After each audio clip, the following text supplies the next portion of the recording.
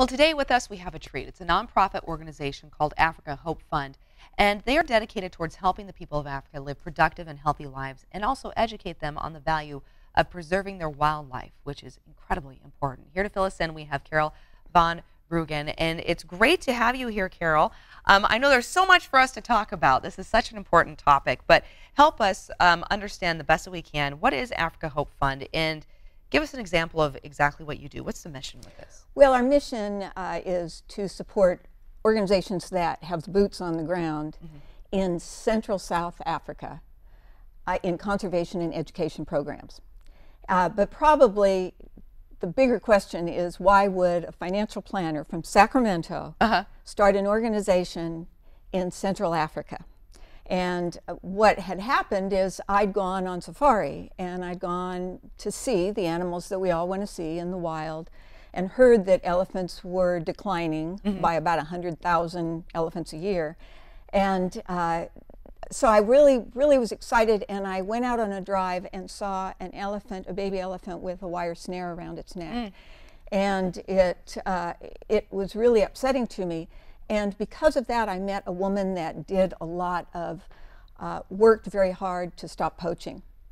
And through her, I made friends and ended up learning that the only way to really stop the poaching was to get into the schools, teach the children there why conservation was so important. Yes, yeah. And so we started an organization in 2008, and we've done so many things, from helping conservation efforts.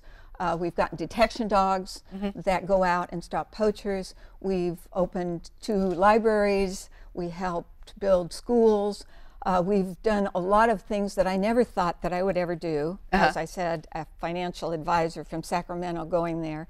But what really drew me there was my trip. And yeah, it was your authentic experience. You saw it firsthand and you knew I had to do something. So, and particularly when I heard how many animals were being poached. And so now you're working on a project. So tell us about this project, because obviously the goal today in our conversation is to get others to also Well, join, we have right? several projects that we do over time, and one of the projects we're working on now is not necessarily the sexiest project that we worked on, but it is very important. And one of the problems is when elephants go into villages, they wreak havoc on the village.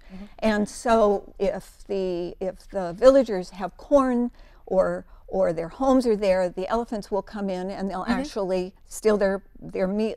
They become corn. a nuisance. They're terrible, and they can kill people. Yeah. So what we do is we teach them how to deal with the elephants. We build grain silos, and we have what are called chili blasters, that they can shoot chili at the elephants, who they don't like that, and they'll run away. Great. So you're finding ways then for them to find a little bit of kind of coexistence here that's positive, because clearly we need to protect the elephants. We need to protect the elephants, but they're also But we at the need same to time, protect the people. We need as to well. protect the people, Right, exactly. right. I want to bring up the safari trip. So I know you're working on these projects. You have charities. You have ways that people can get involved. But for time's sake, tell us really quick about the safari trip, because this is an opportunity for people firsthand to go and have an experience like you had, understand what is happening culturally, and also in you know, on a continent almost half a world away, so you know really what needs to be taking place. Well, I know that going on safari is on the bucket list for a lot of people, myself included, yeah. But, so you're going to have to go on one of our trips.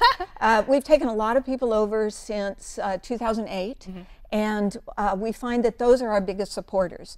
What they get to see is they get to see the organizations that actually do stop poaching. They get to see the schools and how we deal with the young people and trying to get them interested in conservation, but they also get to see the animals that we're trying to protect. So they do get that safari experience they've always wanted, but they also get to see firsthand how their funds are being implemented to help improve the whole situation overall. Where can our viewers go for more information? If they go to our website, africahopefund.org, africahopefund.org, and you scroll to the bottom, there's a lot of information there, but in the bottom you'll see that we have a group trip that's planned. You can click on there. There's all kinds of information. We only have a very few spots left. Okay, and so it's hurry. for August 9th. All right, that's my birthday. Thank you so much, Carol. Greatly appreciate it, my friend. Everyone, thank you for joining us. We'll see you back here tomorrow at 9 as we bring value home right here on Sack & Co. Seriously, it's my birthday.